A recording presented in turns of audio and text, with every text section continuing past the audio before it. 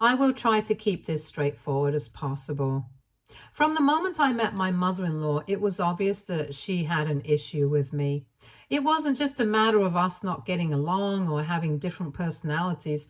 It was as if she instantly saw me as a threat.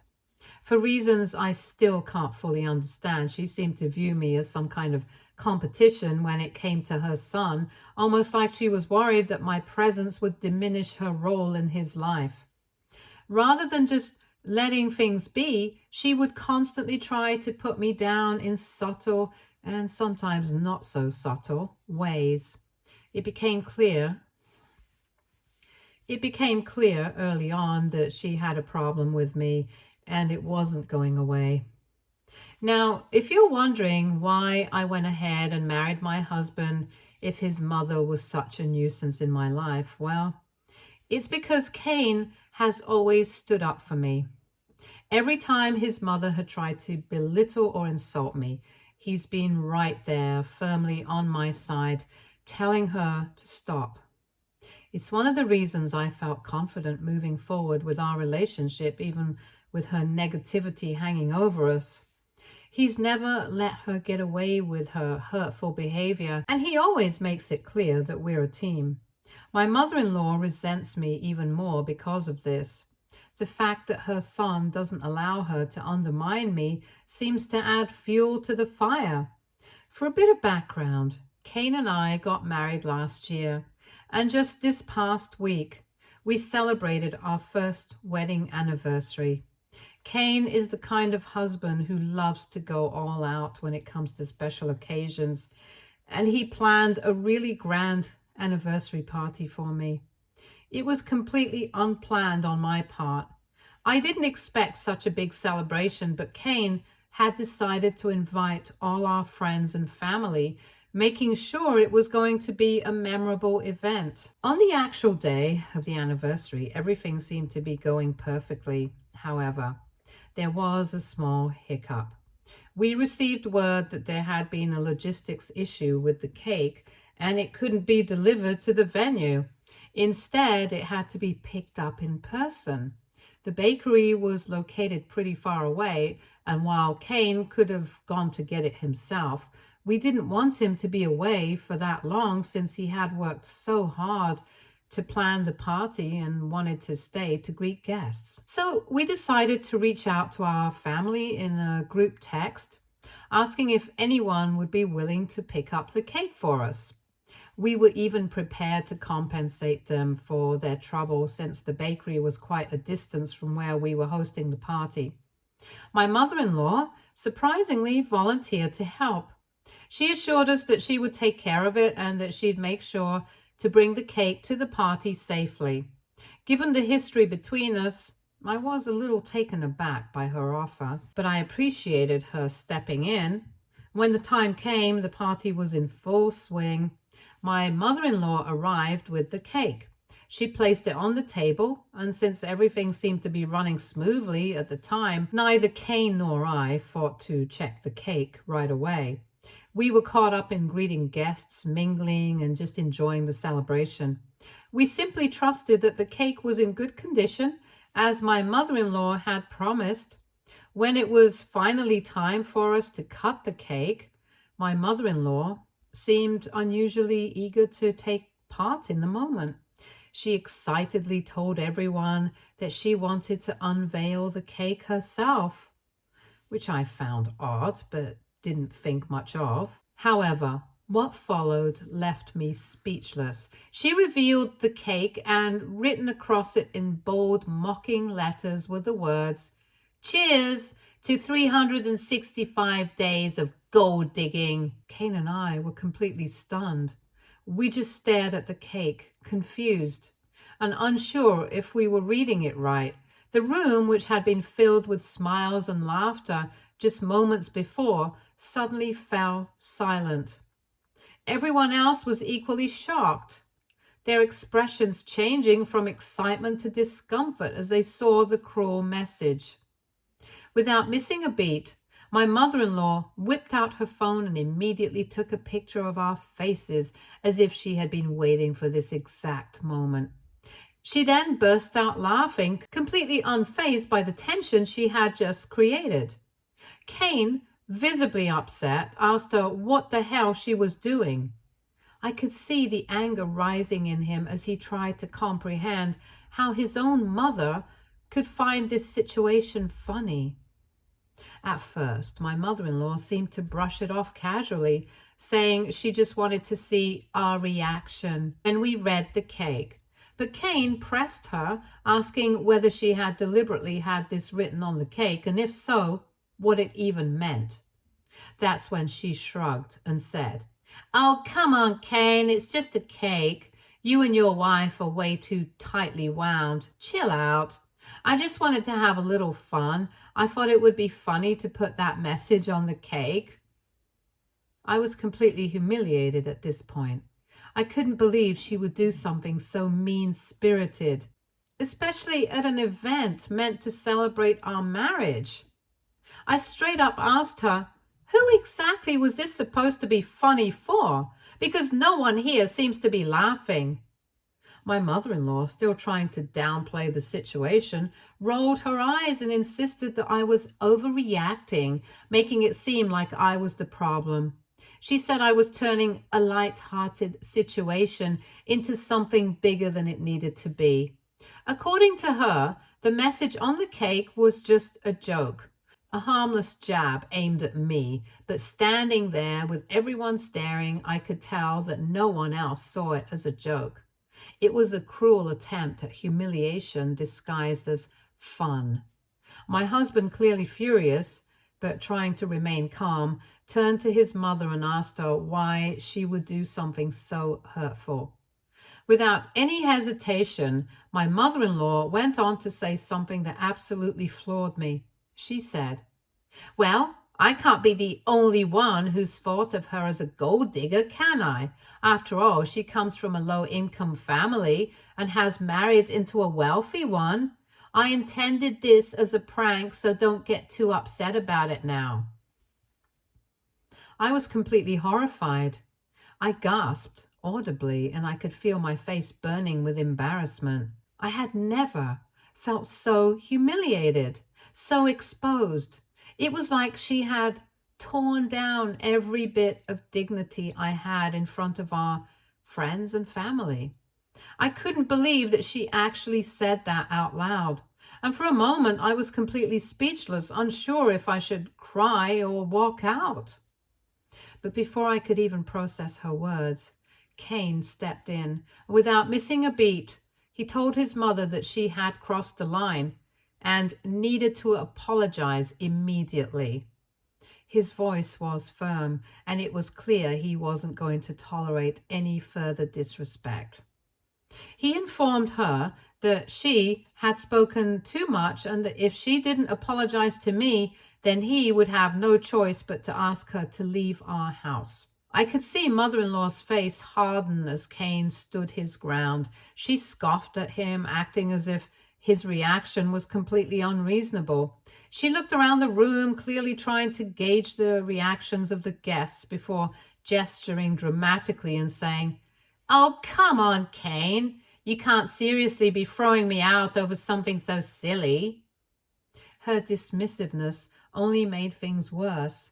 Everyone in the room could feel the tension escalating, and it was becoming clearer by the second that this was no silly matter. It was a direct attack on me, disguised as a joke, and my husband wasn't going to let her get away with it. But she was acting like she was untouchable, thinking that Kane wouldn't dare ask her to leave in front of all our friends and family. But I could see in Kane's eyes that he was serious. He wasn't about to let her continue humiliating me, no matter how she tried to play it off. Also, I had absolutely had enough at that point. I stood by my husband and told my mother-in-law that she needed to apologize right then and there, or she would have to leave our party. Instead of showing any remorse, mother-in-law just rolled her eyes and said, "Okay, now this is getting overly dramatic. Let's just let this whole thing go. We don't even have to cut the cake if you're so upset about this." Her dismissiveness only made me angrier. I scoffed and reminded her that this was our wedding anniversary cake, a cake that Kane had thoughtfully arranged to celebrate a special milestone in our marriage. This was supposed to be our moment, and she had hijacked it with a message that was completely inappropriate and hurtful. And to make matters worse, she was now acting like it was no big deal, refusing to take responsibility for it.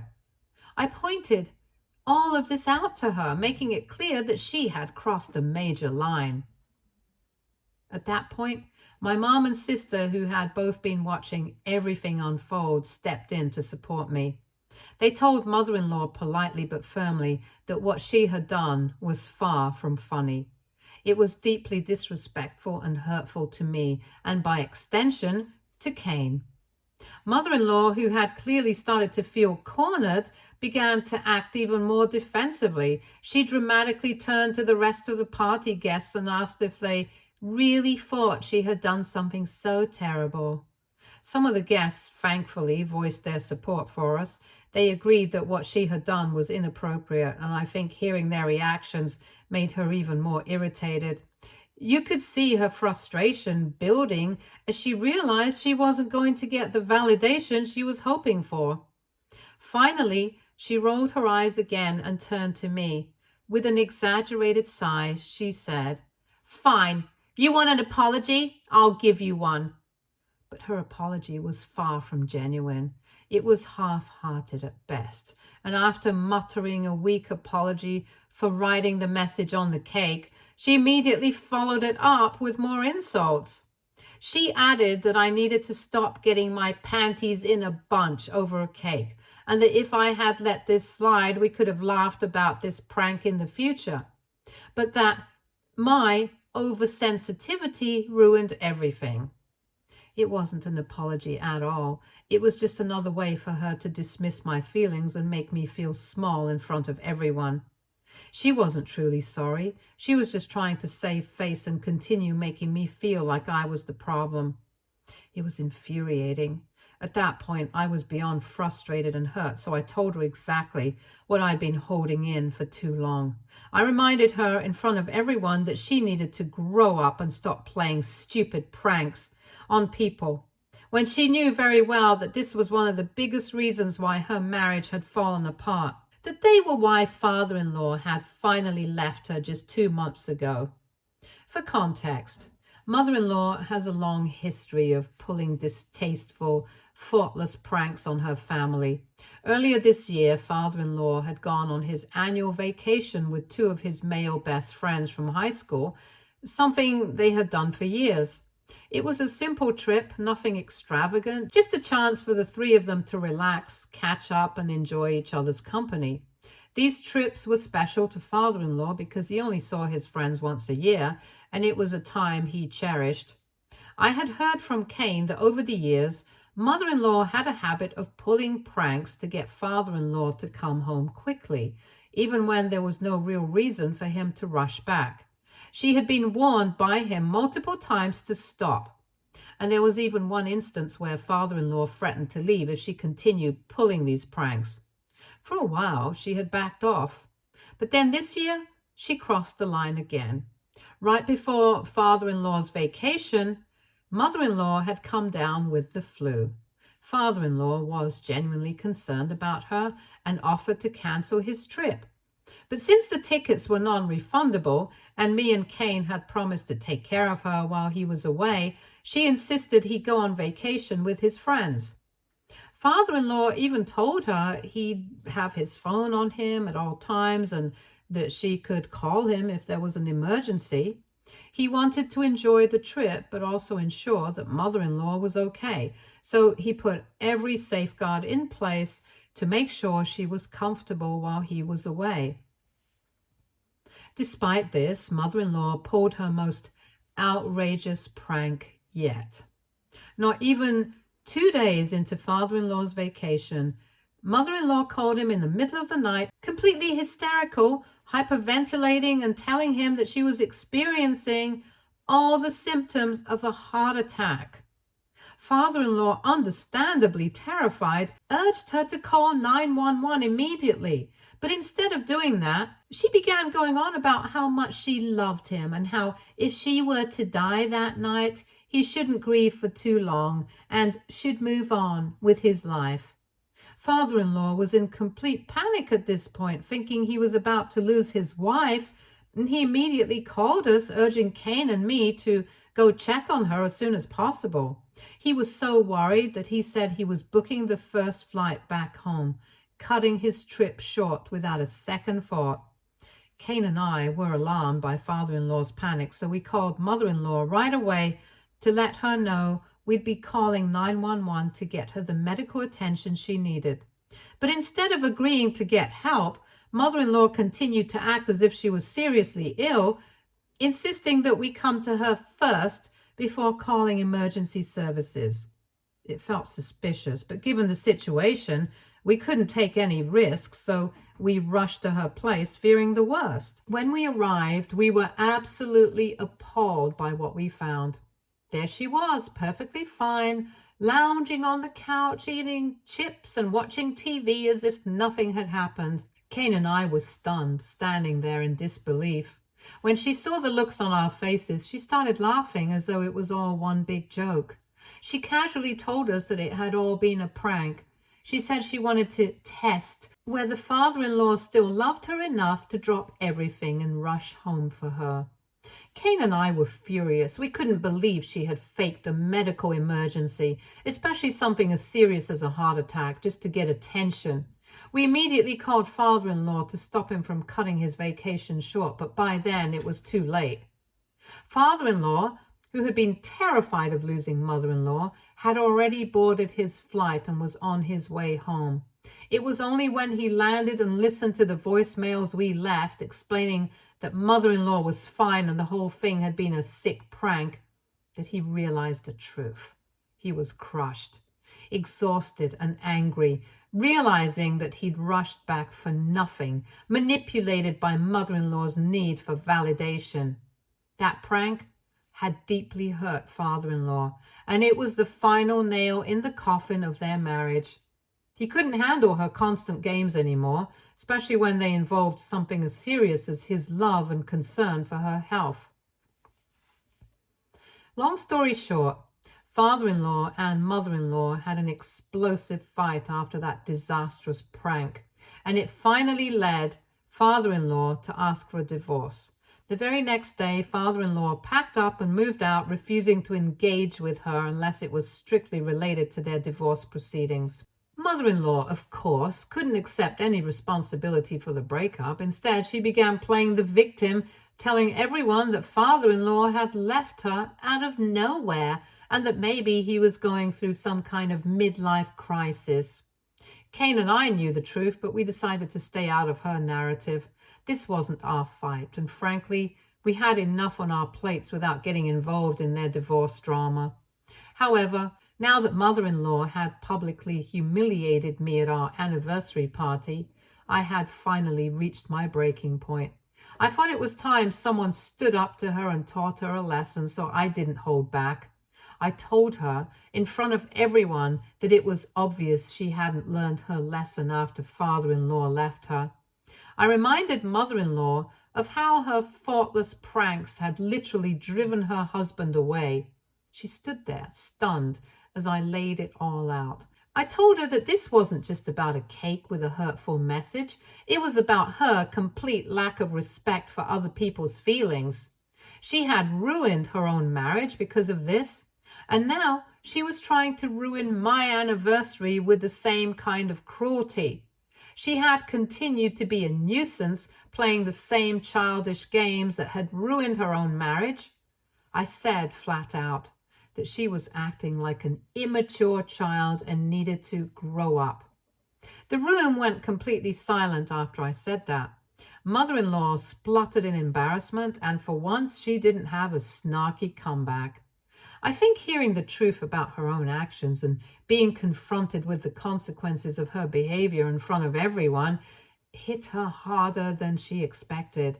She gestured to me to stop, but I wasn't about to let her off the hook. I told her that if she insisted on behaving like a child, then she needed to be punished like one.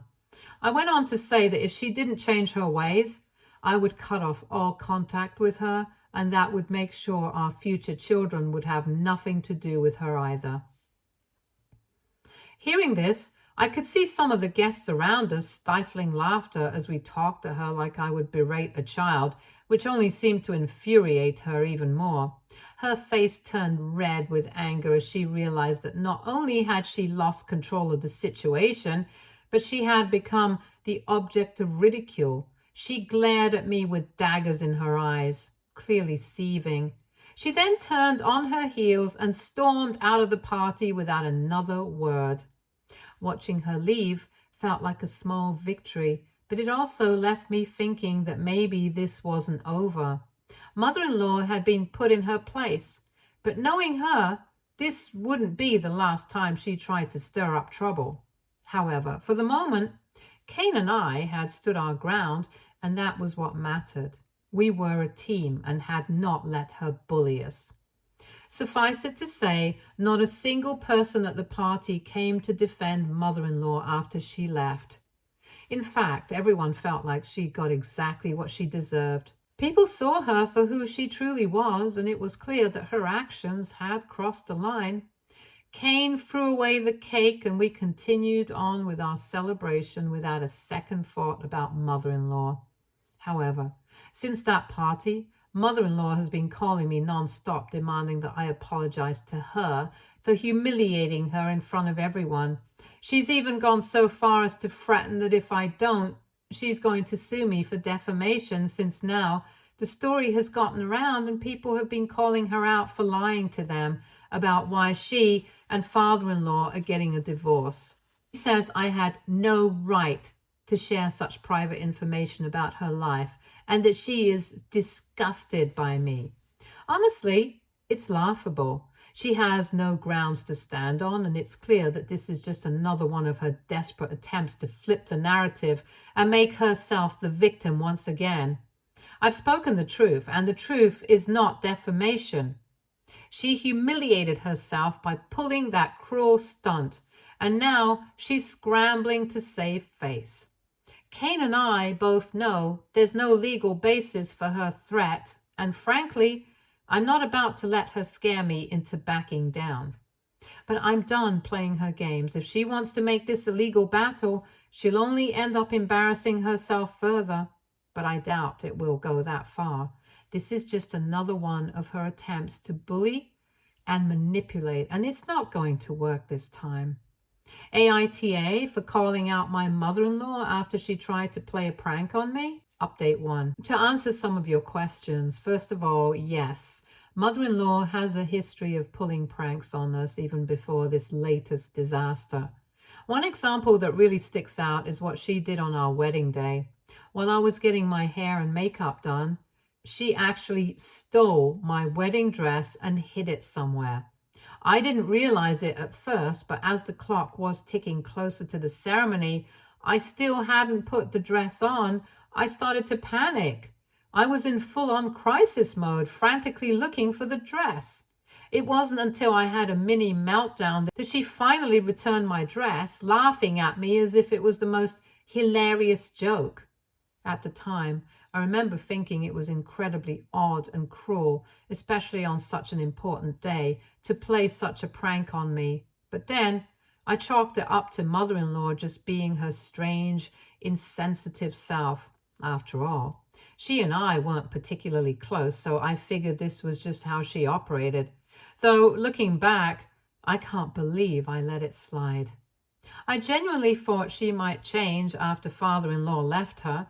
I assumed that going through such a painful experience would make her reflect on her behavior and maybe mature a little. But clearly I was wrong. Despite everything that's happened, mother-in-law is still the same. She hasn't learned anything from the fallout of her marriage, and she continues to treat serious situations like opportunities for her twisted fun. Secondly, if mother-in-law had put something else on the cake, I might have brushed it off as a poorly thought-out prank. But the fact that she chose to write gold digger was beyond inappropriate. It struck a nerve because it's not just an insult, it's an attack on my character and my relationship with Cain. Sure, Cain is wealthier than I am, but that doesn't mean I entrapped him into marrying me just because he has more money than me. We dated for a long time before we made the decision to get married, and our relationship is built on love and mutual respect, not on any financial gain. I love Cain for who he is as a person, not for what he can provide for me. To have mother-in-law imply otherwise was not only disrespectful, but also deeply hurtful. It shows just how out of touch she is and how sick her sense of humor has become. She's clearly so wrapped up in her own insecurities and twisted worldview that she thinks it's acceptable to make such a hurtful joke at my expense, especially on a day meant to celebrate our love. After this latest incident, I genuinely believe something is wrong with her. Her inability to recognize the severity of her actions and the impact they have on others is alarming. I think she really needs to get herself checked, both for her own sake and for the sake of her relationships. If she continues down this path, she's going to alienate everyone around her. Update 2. Cain had a serious conversation with his mother after she threatened to sue me. He made it clear that there was absolutely no way I would be apologizing to her for what happened. When he told her that, she threw an absolute fit. It was almost as if she thought he'd back down or somehow come to her defense. But Cain stood firm. He told her she could be as angry as she wanted with him, but she could never direct any of that anger towards me again. And that's when she tried to play the victim card, claiming that I had hurt her feelings and that as her son, he should be supporting her. But Cain didn't waver. He reminded her that he was my husband and that I came first no matter what. He wasn't going to allow her to manipulate the situation or twist the narrative to paint herself as the victim. Clearly furious, mother-in-law disconnected the call without saying another word. A short while later, she sent him a long text message that dripped with drama. In it, she lamented how she gave birth to him and sacrificed herself to bring him into this world. She claimed that despite all she had done for him, he continued to disrespect her. It was exhausting to read, as it reeked of guilt-tripping and manipulation.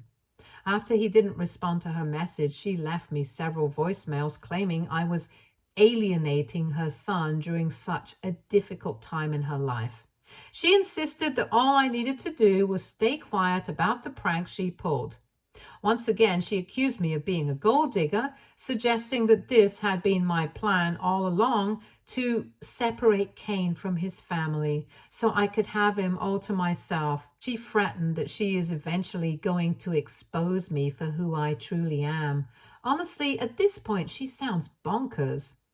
Both Cain and I realized that her refusal to acknowledge her own behavior and her attempts to manipulate us is just further evidence of how toxic this whole situation has become. Let's just say I'm really glad that my husband is committed to setting boundaries, and I couldn't be more grateful for his support. Together, we're determined not to let her toxic antics tear us apart. Update 3. It's been 3 months since our last update. Cain and I have officially had no contact with his mother. After her relentless harassment for weeks, we felt we had no choice but to block her. It's unfortunate that it has come to this, but she clearly isn't capable of understanding the damage she's caused. She never got the apology she wanted from me, and honestly, she never will.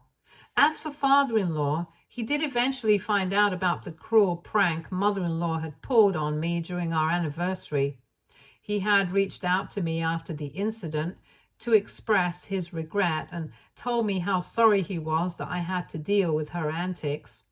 He shared that she had pulled similar stunts on him multiple times throughout their marriage, which is ultimately what broke down their marriage. Hearing this from him felt both validating and heartbreaking. It was a reminder that this was not just some isolated incident, but part of a much larger pattern of behavior that had caused a lot of pain to everyone around mother-in-law. Additionally, her continuous disregard for her actions is one of the main reasons why father-in-law couldn't attend our anniversary party, as he actively avoids attending events where my mother-in-law will be present. Currently, father-in-law and mother-in-law are going through a bitter divorce, and from what I gather, she's doing everything she can to make things harder for him. It's sad to see their relationship deteriorate like this, but it's also clear that father-in-law deserves to be free from her manipulation and toxicity. I genuinely hope he finds peace soon. He's been through so much, and no one should have to endure the kind of emotional games she plays. In the meantime, Kane and I are focusing on our life together, setting strong boundaries and supporting each other. It's a shame that our family dynamics have become so complicated because of what mother-in-law did, but we're committed to prioritizing our well-being and happiness. Stay tuned for more stories from Argo Relationships.